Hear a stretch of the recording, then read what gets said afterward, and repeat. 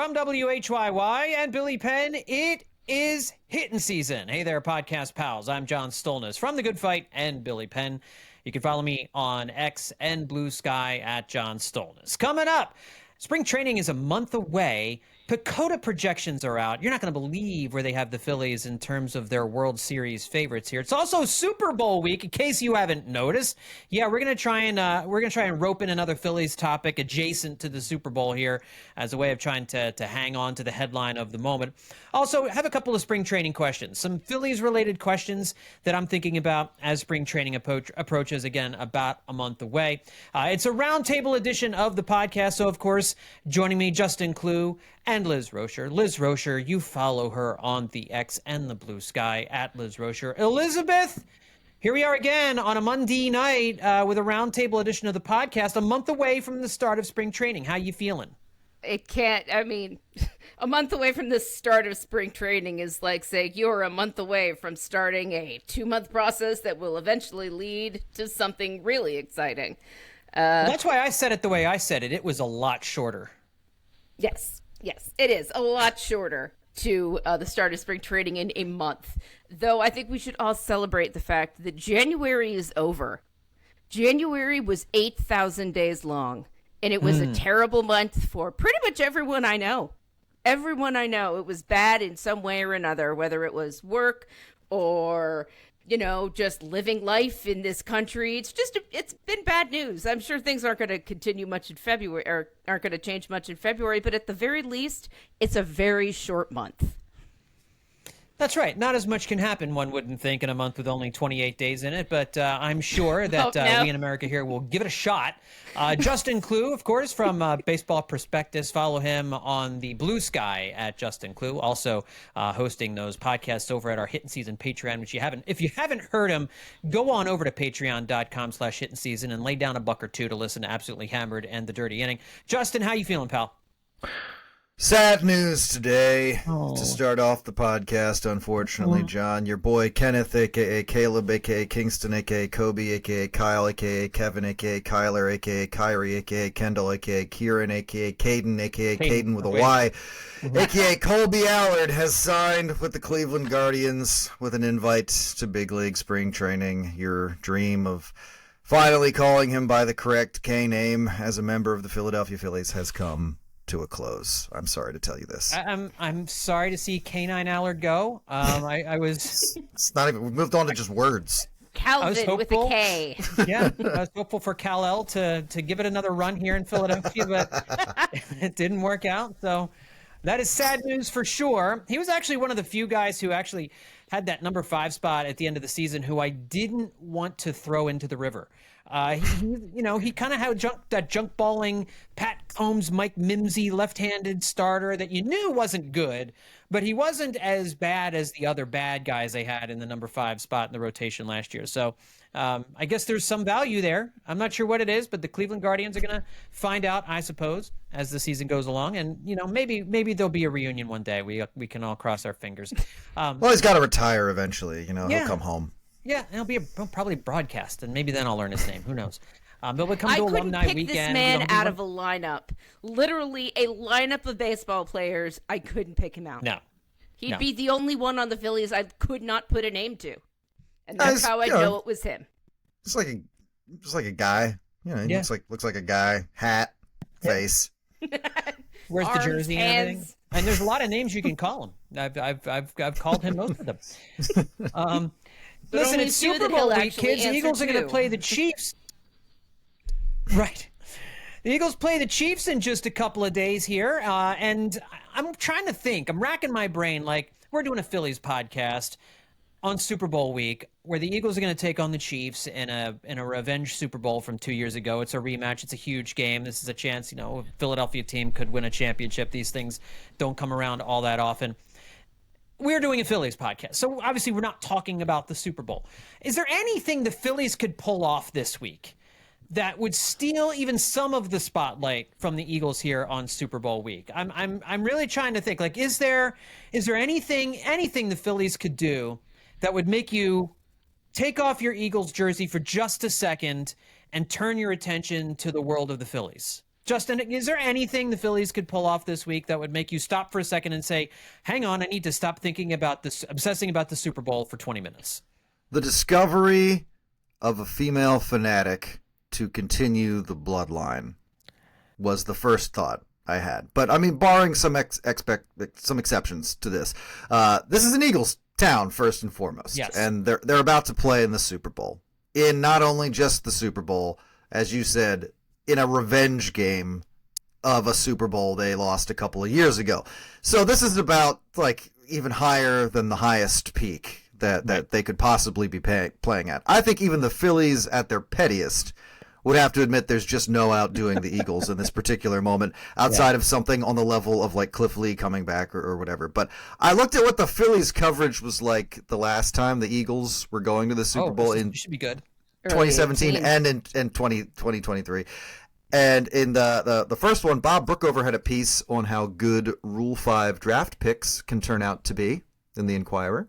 There was a narrative out there how one of their relievers was also cutting the hair of his Phillies teammates. Is that Jeter Gomez? Who was that? No, it that was Pedro Biedo. Oh, okay. Was his name. A story about how Sixto Mario Sanchez represented the future of Phillies Latin American success stories, and the team had signed Chris Coughlin to give some outfield depth behind Michael Saunders. Former Marlin. I know Chris Coughlin. And the vibe in 23 was, hey, do that again, but with a trophy this time. So all of the questions about the Phillies were different versions of, can they do all that same stuff from 2022? With no actual story to cover, Scott Lauber published a page of Phillies nuggets in response to the Super Bowl, noting that Phillies third base coach Dusty Wathan's dad, John, was the Royals catcher in 1980, the last time Philadelphia and Kansas City met for a championship. So those were the headlines burning a hole in your newspaper at that particular time. That's generally the vibe of the Phillies at this point in the calendar year. Just, again, barring some years where things have gotten really spicy for the Phillies. This is generally where things are. But honestly, I will say this. The Phillies are as good in their league as the Eagles are in theirs. People forget that because of how embarrassingly and stupidly they lost in the NLDS.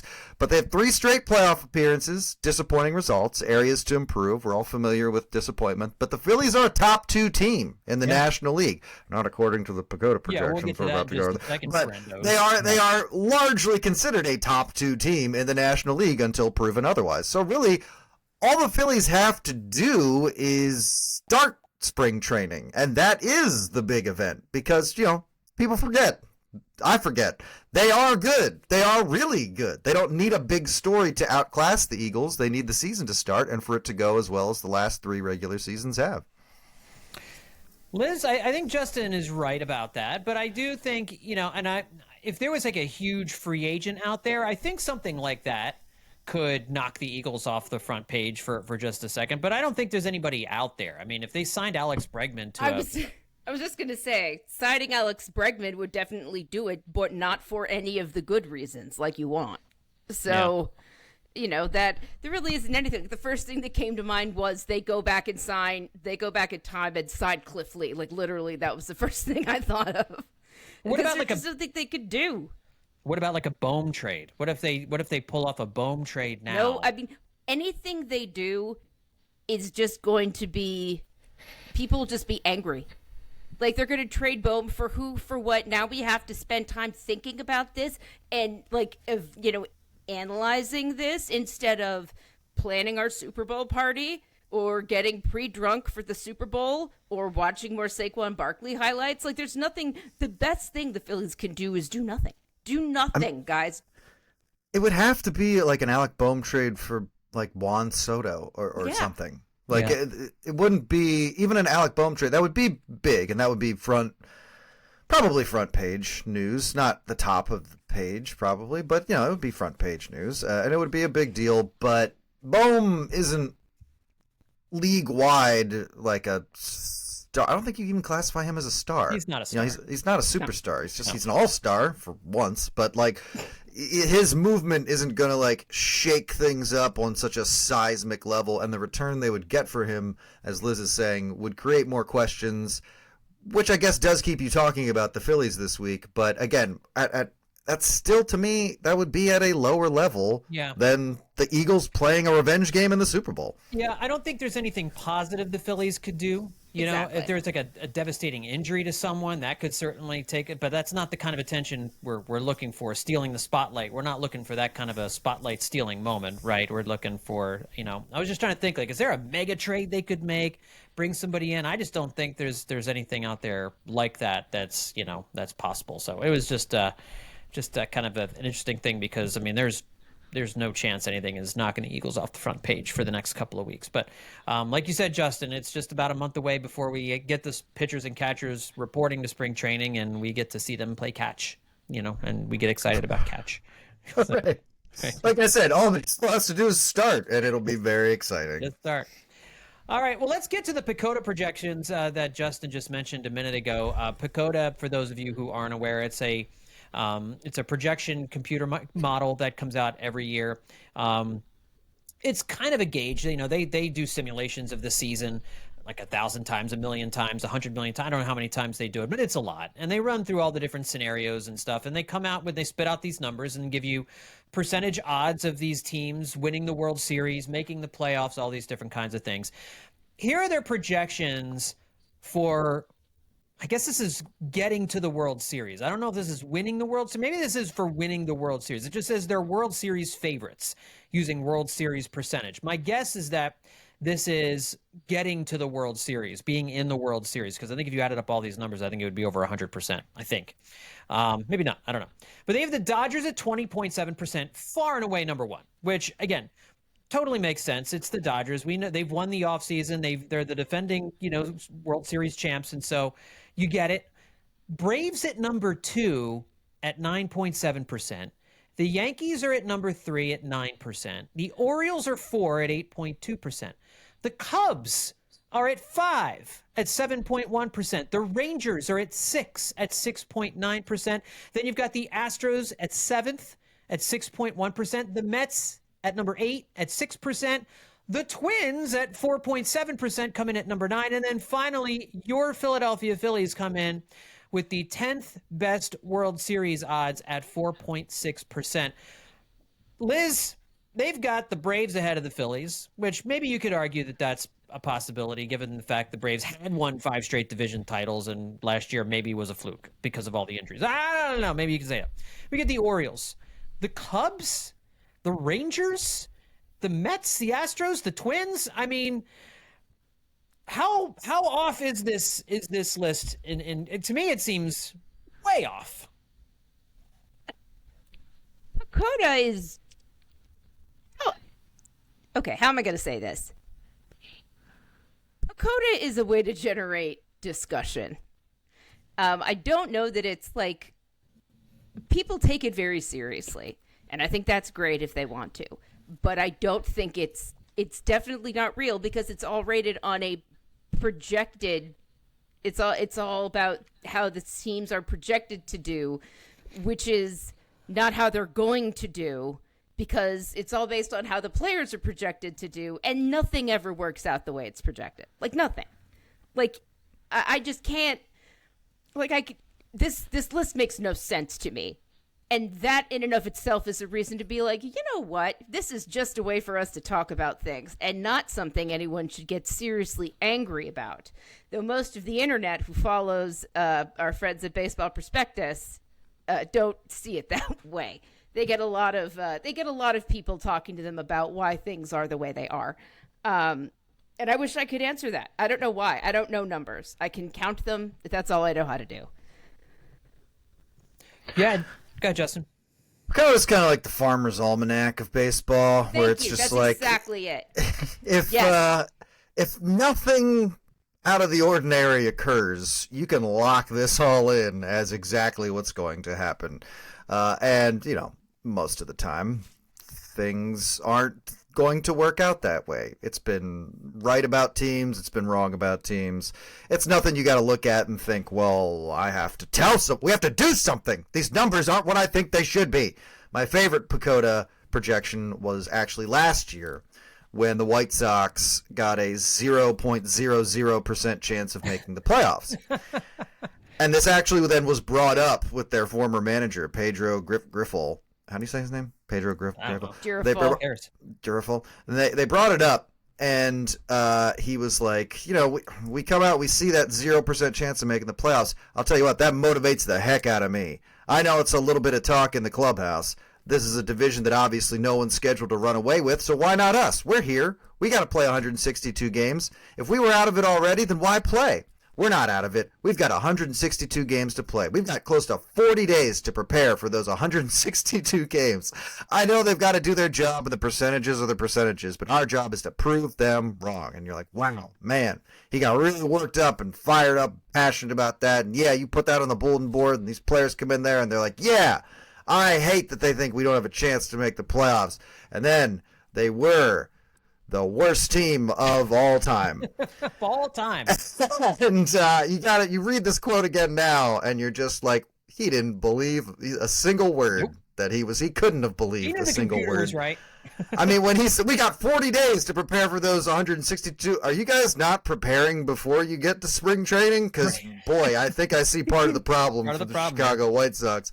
But I remember writing at the time that, boy, if he takes those projections and puts them on the bulletin board in the White Sox clubhouse, and they do read that, and they do use it as motivation, and they do make the playoffs, then the PECOTA projections will have done more to help the White Sox win than anyone in the White Sox organization. Yes. Well, thankfully, Bill PECOTA, who put these projections, not really. Thankfully, the people at PECOTA, they were not. They weren't the boogeyman here with the White Sox. I don't, listen. I got worked up about it because I think it's fun, it's interesting. I'm curious to see how they got the numbers. Like, I can understand if you have the Braves ahead of the Phillies, maybe in the pecking order of the National League East. I don't agree with it, but the Cubs is where you lose me this year. The Cubs having a better record than the Phillies was like, yeah, and the Orioles and even the Rangers, and the Rangers, the Twins. Like, I don't get the Twins. I mean, I can understand a scenario in which you have the Mets and the Braves ahead of the Phillies. Again, I don't agree. I think the Braves only barely. What else have they done? Yeah, they got. The Cubs have added a couple of decent dudes. Yeah, but if we're using that logic, they should be higher than the Orioles, who have lost several major pieces and replaced them with the 2016, 2017 Phillies philosophy as well. If we have a bunch of guys together, they, as one, can equal this one great dude, which does not work. No, I agree. I mean, I think the teams that I agree ahead of the Phillies here are the Yankees. And again, I can make an argument for the Braves and the Mets. I can make an argument for the Orioles, but I don't agree with it either. I just think, the Philly, and I think this takes you back, and the computer doesn't have a bias because, they're not they're not taking the Phillies, last three playoff appearances and factoring in well, they don't have the right heart to it's not none of that kind of stuff. But I think there's a general sense. I think that the general public and Phillies fans are underselling the Phillies a little bit, and that's I think they can go into spring training and they can kind of feel like maybe they've got something to prove a little bit here because I don't think that's the worst thing in the world. Now, I don't want to see a Pedro Griffel bulletin board quotation there, we're going to take the number 10 in PECOTA. Well, losing in the playoffs the last 3 years was pretty rough, but this was the last straw. They're not going to use the PECOTA projections for that. But I hope they do, honestly, because, the other side of this is, yeah, guys, I mean, we all know where we are on this. Yeah. We all watched the last three playoff appearances, and, I'd like something to give them a little spark, some kind of thing you can pin to a bulletin board or whatever that can get this team its energy back. Computer's motherboard. You know what I'm saying? I will add that there are three teams this year with 0% playoff chances. Once again, being the White Sox, the Marlins, and the Rockies. And I don't think you're going to hear any arguments from anybody. Nope. No. So, on the other side of that coin, then, which team outside the Dodgers do you think is the biggest threat to the Phillies in the National League right now, Liz? Which of these, is it one of these teams or is it a team that's not on here? But which? I mean, it's the Braves for sure, right? Braves? Am I wrong? I mean, I think it could be the Mets. It could be the Mets. I mean, it might not be either of them. It could be it could be the Cubs. It's not going to be the Cubs. But like the only other two teams I'm really concerned about are the ones the Phillies play the most. Are the Braves and the Mets, and just like everyone really with the Phillies, we need to see all of these guys hit the field. We need to see everybody hit the field in competitive games. Spring training is not an indication. We're going to say that. We could start saying it right now. I just did. Spring training is not an indication of how a player is going to do in the regular season. Please remember that when someone goes 0 for 8, or, when a pitcher throws nothing but curveballs and every single player on the opposite team hits it. Or it could be every single player on the B squad of the Phillies, because that's how seriously we should take this. Yeah. Yeah, I mean, Justin, I'm surprised that I don't see the Padres on this list, too. The Padres, I think, are kind of a threat in the National League. But, I mean, outside of the Dodgers, who do you think is the biggest threat? No, I totally agree. I mean, all those teams we've listed that they're saying will finish with better records than the Phillies, and the more annoying teams like the Giants or Nationals, who may not even be going to the playoffs. I think what this is really actually saying is that this is going to be a more competitive senior circuit overall. I think that is a truth that PECOTA has potentially uncovered here. And on that note, I think the biggest threat to the Phillies is that there will be more threats this year, and that the Mets will be tougher, the Cubs will be tougher, the Padres will be tough, D-backs will be tough, Brewers will be tough, Nationals and Giants, like I said, they can be annoying. So the biggest threat to the Phillies is that there won't be as many bad teams to beat up on this year. You can't rely on squirreling away wins during a softer schedule. You've got to be able to beat the team in front of you, and that's going to be that's going to be a greater challenge just in general for this Phillies team. But to actually answer your question, I am going to say the Mets, not just because of Soto, but because the Mets are in the phase that the Phillies were in 2023. They're coming off this return to the postseason in a big way. 22 doesn't count for the Mets. The greasy ears thing with Buck Showalter, that whole they were a blip on the wild card radar that year. But they were everybody's favorite team in October. The Mets were last year, and they haven't worn out their welcome. And people had fun watching them. People like to say they haven't done much more than sign Soto, but they brought Sean Manaea's back. They re-upped on Jesse Winker. They got AJ Minter and Ryan Stanek in the bullpen. They're rumored to be sniffing around a Dylan Cease trade potentially. So the Mets still have that juice from last year, and even if the bottom of their order isn't super intimidating, frankly, when they play the Phillies, anybody on either side is going to be thinking about is the NLDS, and there's going to be like a psychological component to playing the Mets again, and that will be an added challenge. And then even if you beat them, they're just going to say, well, it's the regular season. See you in October. See you in October when it matters. So I think that's going to be a thorn in everybody's side, because even a win against the Mets in the regular season is going to be kind of bittersweet. This is what I was really afraid of when the Phillies and the Mets had to play each other in the playoff. I'm like, if they lose, this is the thing we're not gonna. It's gonna be years before we as fans forget about this. As far as it's gonna be years until the Mets let the Phillies forget about it, because they finally beat them in a place where it mattered. We're not letting the Braves forget about anything from these last couple of playoff Fair. from 2022 and 23, so.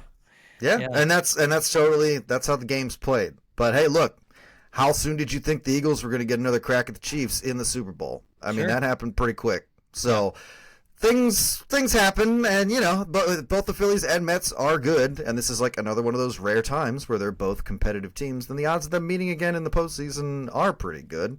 Yeah. And it's also indicative of the higher level the Phillies are playing on, to go back to my earlier point, in that, it's not that I don't want to watch the regular season or that I don't think it matters. I enjoy it very much, obviously. But there's a part of everybody that's going to be speed running into the postseason again, to be like, look, we know we can do all this. We know we can make the postseason. We know we can win. We know we can do that. So let's just get to that part that keeps being the sticky wicket and try to get past that again. And hopefully you do have to go through the Mets to get there, so that you can, get people to shut up. But until then, that's what's going to make playing the Mets such an annoyance. And I think in 2025, people don't even care now if it's wild card or division. I don't feel like that. I don't feel like, I got to win the division like I did last year. I don't think anybody cares at this point. Whether it's just get there, right? If you're the 3 seed, I don't want to be the 3 seed because you're playing a lot of games on the road to start off the playoffs, and that's kind of a tricky spot. But outside of that, I think you're not really caring if you're if you're like one of the top wild card team, or you're a division winner, or all that kind of stuff. So, I know 3 out of the 4 bye week the teams that got the bye through the first round last year all advanced, and so I think we put that narrative to bed a little bit last year. The only one that didn't was the Phillies, but yeah, I agree. I mean, I think it's the Mets. I think and until they beat the Mets in the playoffs, they're gonna have that over top of them a little bit. All right, I mentioned I want to ask a couple of Phillies questions here as we're getting ready for spring training in just about a month. And Rob Thompson was on the Phillies Show podcast with Todd Zalecki, Jim Salisbury, Ruben Amaro Jr. Didn't make a whole lot of news in the podcast, but he did once again talk about the batting order and the possibility of moving Kyle Schwarber out of the leadoff spot. And I don't know. It sounds like he's more serious about doing it this year. And I thought Corey Seidman from NBC Sports had some interesting numbers on this. He noted that Schwarber has 131 home runs in 3 seasons with the Phillies. That's an unbelievable number of home runs.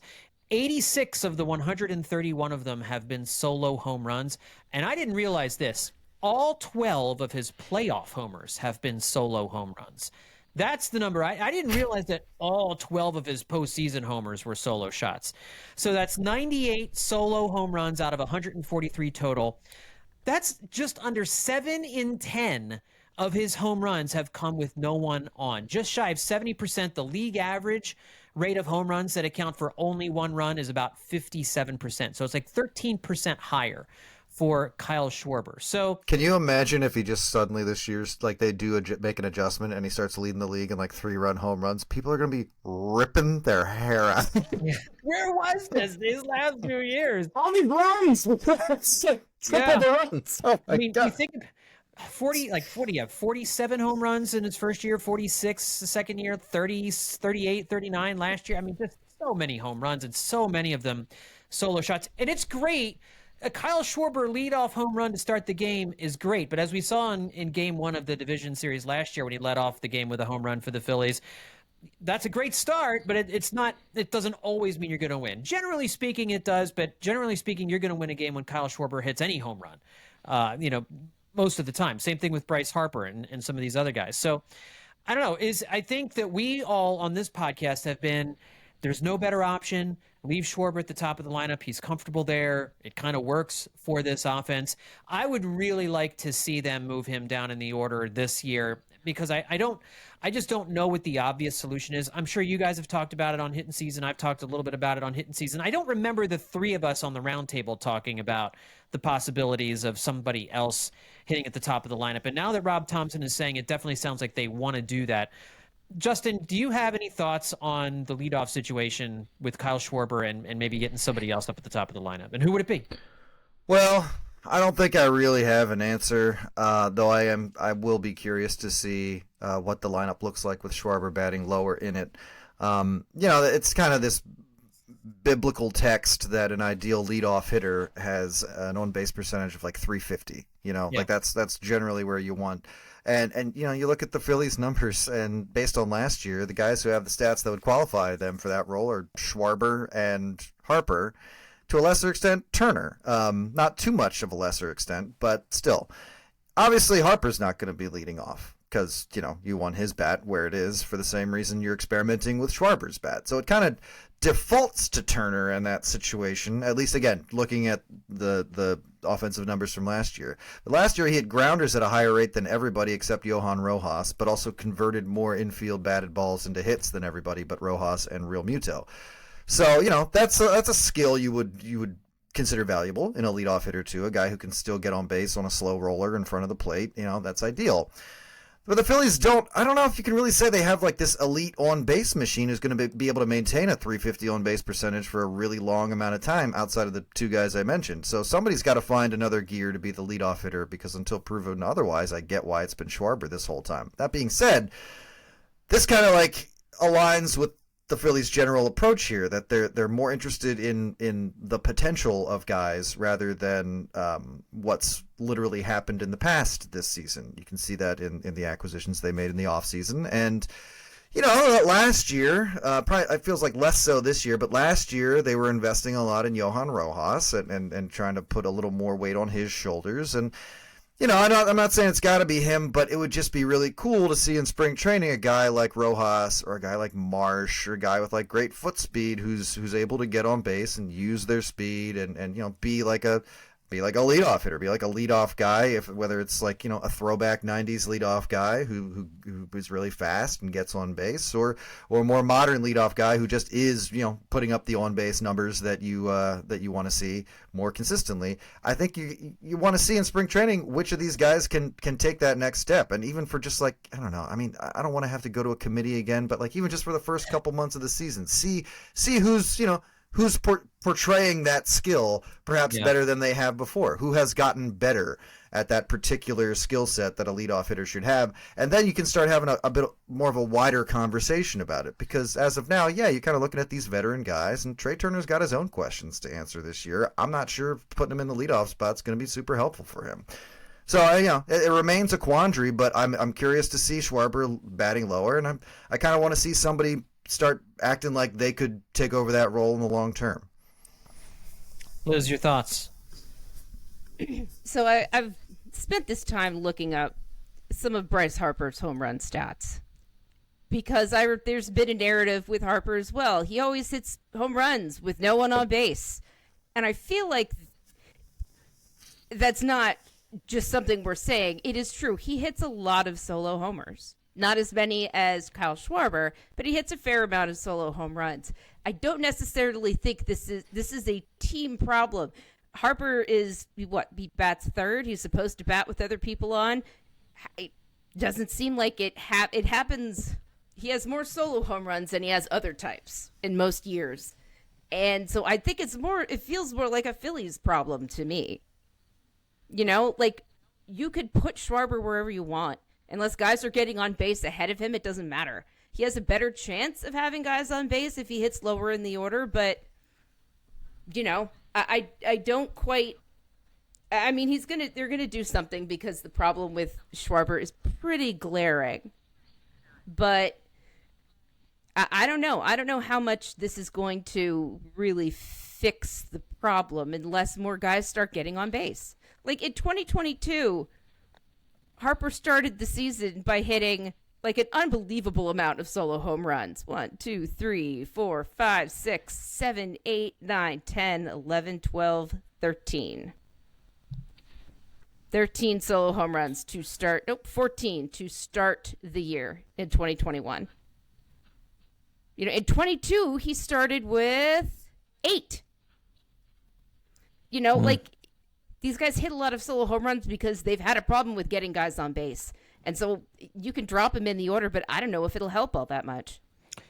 Yeah, and I think you guys are both hitting the nail on the head, and it kind of leads into the next question, because I think one of the three guys that I'm going to mention with this next question would be an obvious choice to move up to the top of the lineup if they can make it happen, if they can show the kind of improvement that we need them to make. And that is, I want to ask you, which of these three scenarios is most likely about these three different players? I'm going to start with Bryson Stott.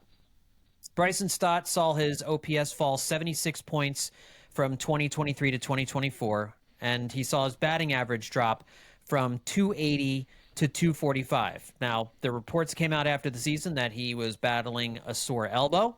So how much do we believe? And it seems that Rob Thompson, again, on the Phillies Show podcast, said that he was battling it for most of the season, and it really did affect him negatively. Of course, he says that, and I guess I tend to believe that, because it was a shocking season for Bryson Stott in a negative way, that he just was never able to find a different gear last year. So is it more likely that he returns to his 2023 form, where he had an OPS 76 points higher and a 280 batting average?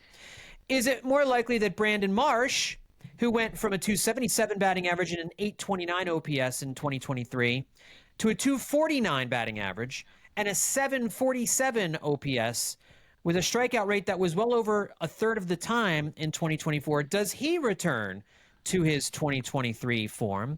The third option involves Trey Turner, who from 2019 to 2022, before coming to the Phillies, hit .311 with a .361 on base and a .509 slugging percentage on average. With the Phillies, that average has fallen from .311 to .279. The OBP has fallen from .361 to .328. and the slugging percentage has fallen from 509 to 463. Will his 2025 numbers be closer to his 2019 to 2022 numbers, or will they be more similar to the numbers from the last couple of seasons? So I guess the question I'm asking here is, who's most likely, you think, to have a season that's the better season of the ones they've had recently? Bryson Stott, Brandon Marsh, or Trey Turner? And the answer to that question, to me, is probably the guy I would want to see in the leadoff spot at the top of the lineup. My answer is Bryson Stott. If he was battling a sore elbow all last year, I mean, my line with Bryson Stott was patience, because he's shown that he has the goods, and finding out that he had a sore elbow for me was a major relief. Because if there hadn't been something that came out after the season was over about his health, about something like that, then I would have been like, well, this is very bad. We have no reason that any of this happened other than he made an adjustment that didn't work and he couldn't fix it. This was a sore elbow that hurt him for pretty much the entire season. And so I feel like he's going to bounce back in a big way. Yeah, I mean, that's the fear with Turner. You know, he's like too slow to play shortstop, or nearing that point, or probably already there. And obviously he's vulnerable to streakiness and slumps, and we're not seeing the Trey Turner from the World Baseball Classic right before he started his first year with the Phillies. And I've kind of put that aside for now. He finds a way to contribute for enough of the season, but it's tough. It's tough to not want more from a guy you brought in to be a long-term superstar in the middle of your infield. But for now, I'm kind of just Turner. I'm more worried he's on the other side of the mountain than either of these two other guys. I would also say Bryson Stott. Brandon Marsh, I'm a big fan, and I think he's totally capable of returning to a 2023 form. But I just have more faith in Bryson Stott to do so, because he set expectations with his ceiling in one season, and it just made it seem like he had another gear to find. And I think there were enough elements in play with the elbow and having his first child last year that served as kind of these giant distractions or obstacles that can really are almost textbook examples of the kind of things that can disrupt a young player's momentum like that. So I still think if we see a lukewarm Bryson Stott, then I'll be right there with everybody else. But I do think he gets another year, because of the stage he's at in his career, to really show that I'm a guy who can still come through in a big way. And hey, gave Alec Boehm a chance to do what Bryson Stott wasn't doing in the first half of the year, and that caught everybody by surprise too. So these guys, when they're young, and not even just limited to when they're young, they can surprise you. They can. And I think Stott is a guy who it won't even necessarily be that surprising if he finds that gear again. No, and I'm expecting him to. I really agree with you guys. I think it's Bryson Stott. I'm surprised that it's not the $300 million player we signed 2 years ago that we don't think can find the extra level. Not even going to think about that. We're not going to think about how much he was signed for, or how long. Let's just move on. If we can just get one or two productive years out of him here, and they win a World Series. I'm not saying that's enough, or that's all I want. It's just, boy, I'm shrinking that box, I'm trying that, please. He's been productive. I mean, he has, yes. He just hasn't been the star player that we thought we were getting.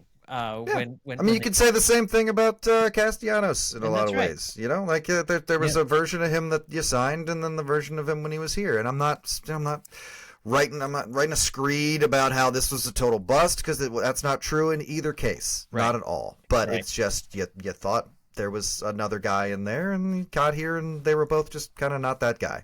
Yeah, I mean, for stretches they have been. I mean, last year too, for the whole first half of the season, Trey Turner was on fire. Then he gets hurt, and then he's kind of not the same player. That's the thing. Is with a lot of these guys is the streakiness. But with Bryson Stott, I think one of the things that made him so interesting in 2023 was just how consistent he was. And for a young player to just continue to improve, it was so surprising last year. I think he's the answer for the leadoff spot this year. I really do. I think he's the guy. He has the best at-bats. he grinds through at bats better than, even when he's not going well, he grinds through at bats better than most of the other guys on the team. Last year, he would grind through an at bat and then hit a weak grounder to second base, or he'd pop up because he just, for whatever reason, wasn't able, and it sounds like his elbow was the issue. He just wasn't able to square anything up, wasn't able to get around on fastballs. He was kind of back to looking like the same player that he was in 2022, unable to hit fastballs in the upper part of the zone. We all know what the issues were with Bryson Stott last year. If that guy is back, he's already a guy who has the best at bats on the team. He will take walks. He doesn't strike out very much. That's why Brandon Marsh can never be a leadoff hitter, because he just has way too much swing and miss. And I think with Trey Turner, you kind of want him hitting between Schwarber and Harper. You kind of want him sandwiched between a couple of the lefty mashers there, if you can make that happen. I think it would be a different guy against left-handers.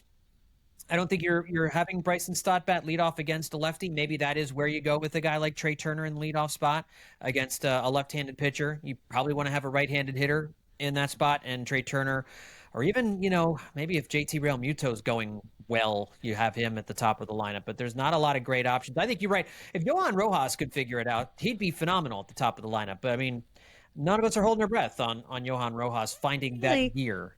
But all right. Couple other quick things before we wrap up.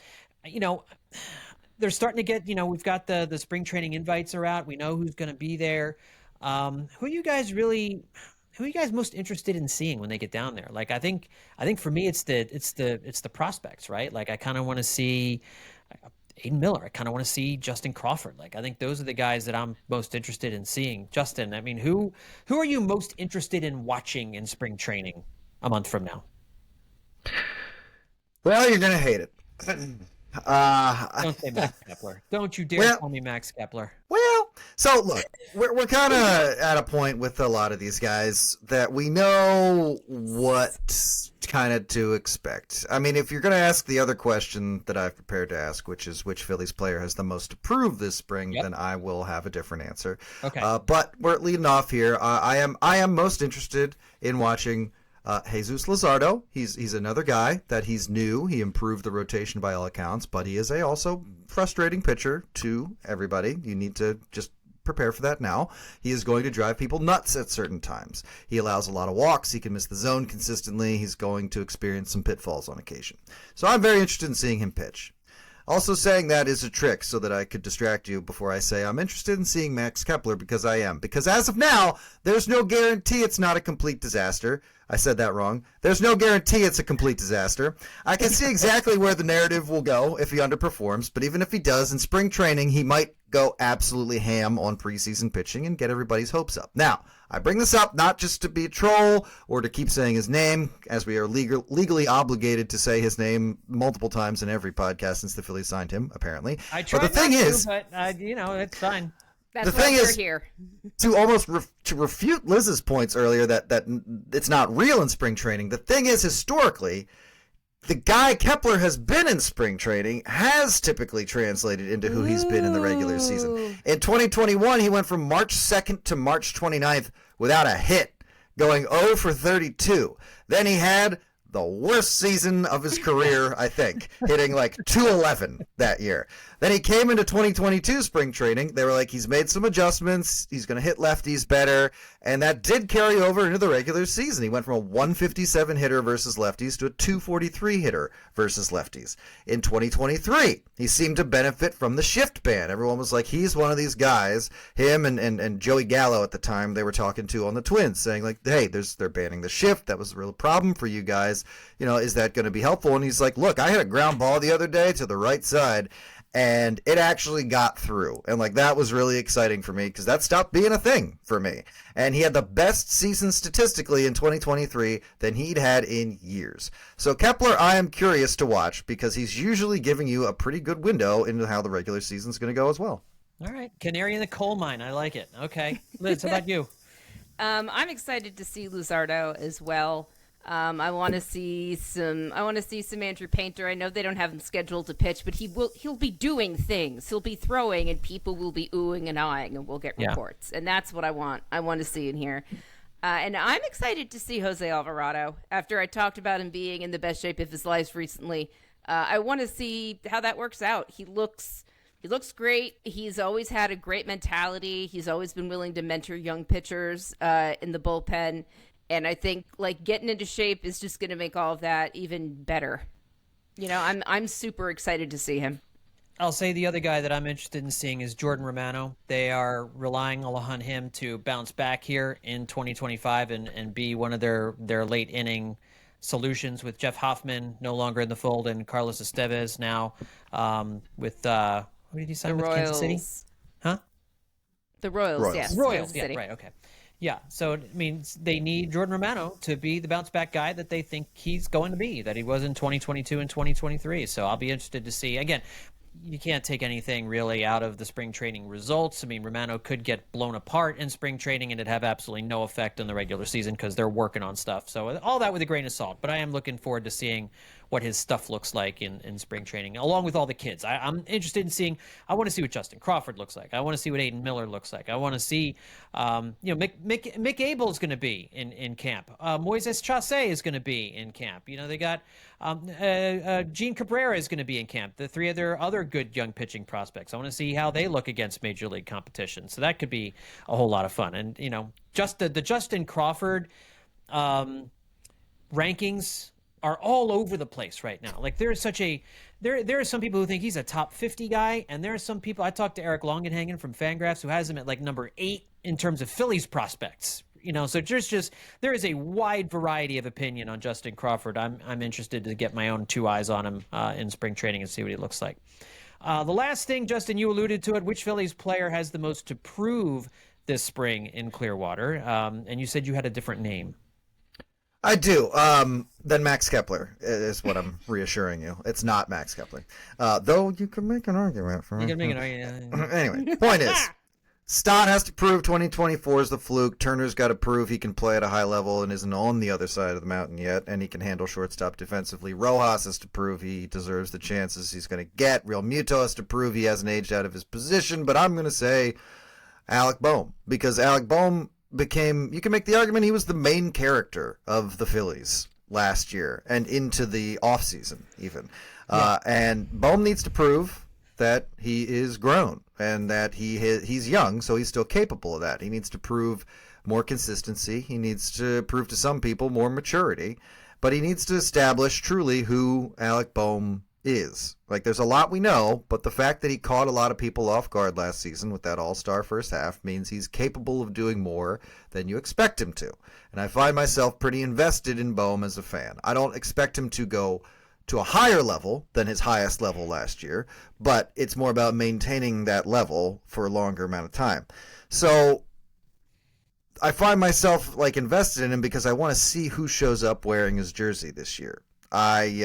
I want to see how he's used the offseason, what he's focused on, what the Phillies have asked him to work on, if anything. I want to see if he can take everything from the last 3 years and spread it evenly over the next 162 games, and that's all going to start in spring training. I want to see that the trade rumors didn't impact him in a super negative way. I want to see that he didn't come to camp, like bitter or something, as, the characterizations we've seen of him and the assumptions that are out there about him would indicate that there would be a risk of that. But I really liked reading about how Rob Thompson was calling him and saying, like, hey, you're going to see your name in some stuff, but, like, don't get worried. And, like, he was, taking care of his guy. So at a certain age, people incorrectly think that they have grown enough and that they're too tired to change and that they don't need to approach things differently.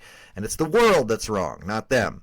But Bohm's not at that age yet. He may not have more to give statistically than what he did in the first half, but he's got more room to grow, and I want to see how that looks, because he spent so much of the winter being wrapped up in trade rumors. I wonder how he handled that, and I wonder how he feels coming into camp, because he's still the Phillies' third baseman. It's a great name. Liz, what do you think? Which player has the most to prove this spring in Clearwater? Is it anybody other than Bohm? I mean, it's definitely Bohm, but second up is absolutely Bryson Stott. That's what I was going to say. Bryson Stott, just because of the year he had last year and everything that sort of went into it and finding out he had an elbow issue and all the things that we've mentioned for several minutes earlier than this. So, yeah, I think he has a lot to prove coming in just to sort of silence everyone, because there's going to be a lot of people talking about him and his ability.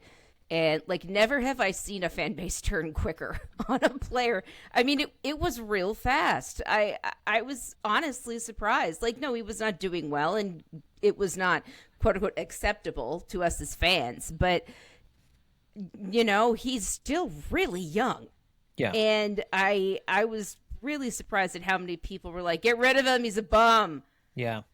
And I would like him to come in and just silence that. I mean, he's already done enough with that Hard Rock Cafe tweet from a couple of weeks ago. He's already done quite a lot to endear himself to to Phillies fans, but he has to actually do it with his bat now too. Yeah, Bryson understood the assignment on that one, Justin. Oh man. Yeah, I mean, look, I can be as impatient as anybody, and I can turn on a guy, if it's a tough week and a guy has another bad plate appearance, then I can lose it same as anybody. But people, including me at times, don't know how to watch a player struggle. And we're also saying this in the offseason. Perspective is a little different. When you're actually watching the team in the regular season, they're playing games that matter, then every loss feels like it's slipping away in a tight division, and you're just like, oh, it's easy, very easy to lose it. And again, I will be a part of that group, I'm sure, when the regular season comes around. But you have to just try to be mindful enough to understand that when you're watching a guy struggle, it has to, like, the amount of time that it's been going on is a factor, and like outside things are a factor. And as a fan, you stop caring as to why this is happening. You just want a guy to do better. But when you're calling for a guy like Bryson Stott in the position he was in last year, and the kind of guy he is within the organization and how the Phillies view him, and you're sitting there saying it's time to get rid of him, then you just don't know how to watch baseball. And again, if I'm saying that, then I am also wrong. But like, that's not a guy you dump after a bad month, after a bad half, even a bad year. That's a guy that you still keep around for a multitude of reasons outside of just having him. Like, oh, who replaces him? What decisions we got to make? Oh, we need a new starting second baseman, and that's a whole other issue.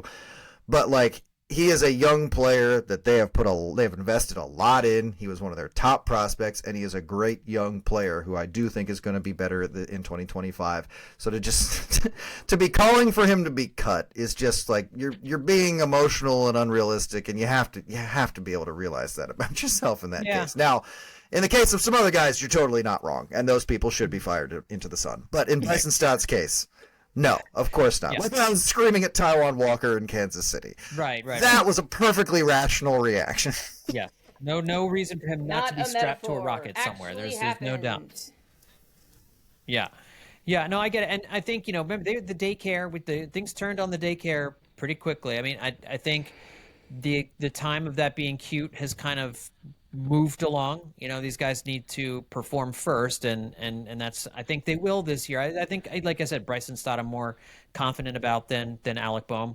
But both of those guys to that point, sorry, not to cut you off, but this was something I was just reading this week, and this is going to bleed into my outro comment as well about the next episode of the Dirty Inning. But there's the 1996 Phillies. There was this recurring theme at the beginning of the year between guys who were still holdovers from '93 and guys who weren't there anymore from '93 and the fans. And there was this drop off in attendance and enthusiasm for the Phillies, and all anybody was talking about was how it just didn't feel the same anymore. It just wasn't 1993 anymore, and that was that team's biggest problem, and it was unsolvable. But what people forget about that 93 team that was so famous for its vibes and its chemistry and all this stuff that went great for them in the clubhouse was that the other side of that was that they also took it extremely seriously.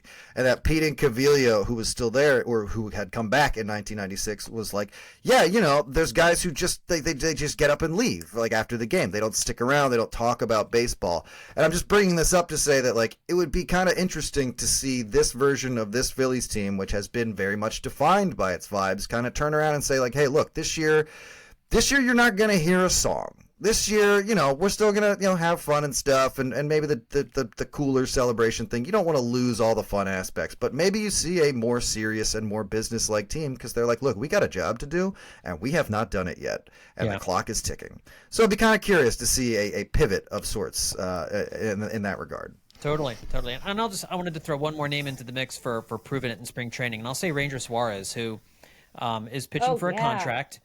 he had a bad second half after a tremendous first half. He's pitching for the contract of his life this year. And I think he had a great spring last year, carried that over into the first half of the season. I know Thompson was saying that there were a lot of starts last year where he went 7 or 8 innings, but they let him go that long because he was only throwing 10 pitches an inning. So it didn't feel like he was overtaxing himself, but they believe that letting him pitch that deeply into games that often may have worn him down. And they also talked about Suarez needing to be in better shape at the start of the season and making sure that he's physically ready to pitch 29, 30 starts, 31 starts this year from beginning to end, because every year there's a Ranger Suarez injury, and every year when he's out, it takes him forever to get back into the swing of things. And so I think he has to come out of the gate pretty quickly. I think we're going to see a very business-like Ranger Suarez here this spring. I don't think there's going to be any fooling around, any messing with pitches. I think he's going to come out. I think he's going to want to try and dominate early, and as the spring goes along, not to a ridiculous degree, but I think he wants to get the season off on a good foot,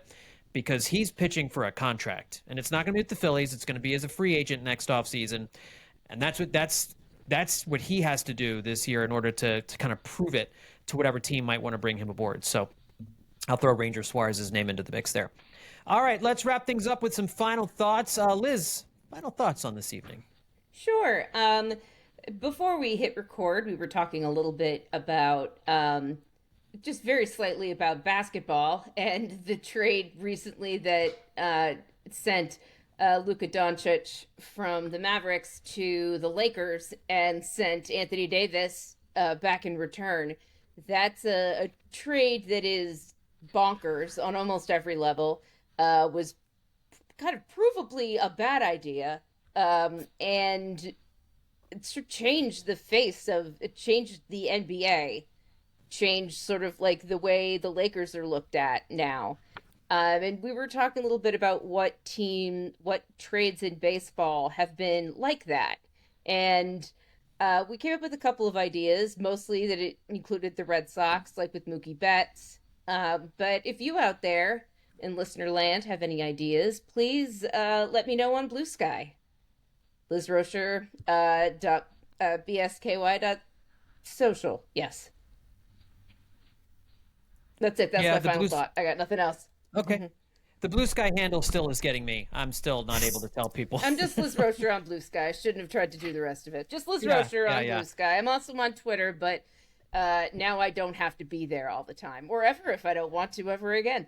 So I probably won't be. I haven't been on there much over the past week, and I don't plan to be on there much in the future. But I will keep my account because you won't be able to get rid of me.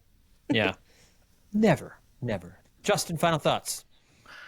Just that this week we will be recording one of 3 new Dirty Innings for the month of February, and this one is about Rickey Henderson. Finally getting to a Rickey Henderson episode of the Dirty Inning, but it took a while for Rickey to play a regular season game against the Phillies because he spent most of his career in the American League. But in '96, at 37 years old, he signed with the San Diego Padres and finally got to play the Phillies in the regular season. If you recall, the first time he played the Phillies, it was in that other I'd rather not World recall Series that. I mentioned earlier. Yeah.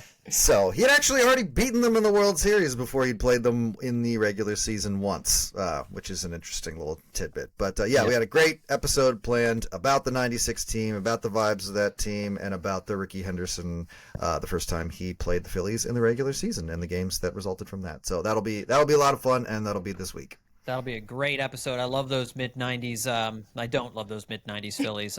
You mentioned Mike Mims. I was like, oh, we got some Mims for you. Absolutely. Yeah, I know that whole group, man. That was from prime Johnny viewing time when I was a younger man, and that was the dark '96, '97, '98. Those were the darkest years I've ever experienced as a Phillies fan. I mean, it was worse than the 2015 to 2019 rebuild. There was no hope. I mean, it was just brutal. So there's this great Lee Thomas quote where he's talking about like nobody wants to just come down to the ballpark anymore and see the game.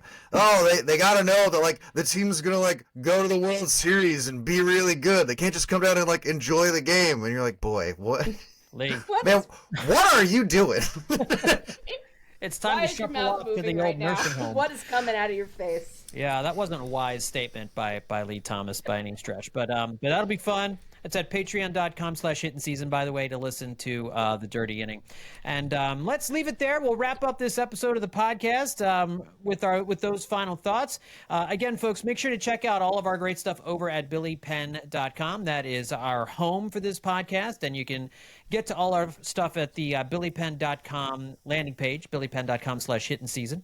And feel free to check out on your Apple Podcasts, your Spotify, other podcasts from WHYY. And while you're there, give Hittin' Season a 5-star rating and leave us a review. Let us know what you think of the show. Thanks, guys, for tuning in. We'll talk to you next time right here on Hittin' Season.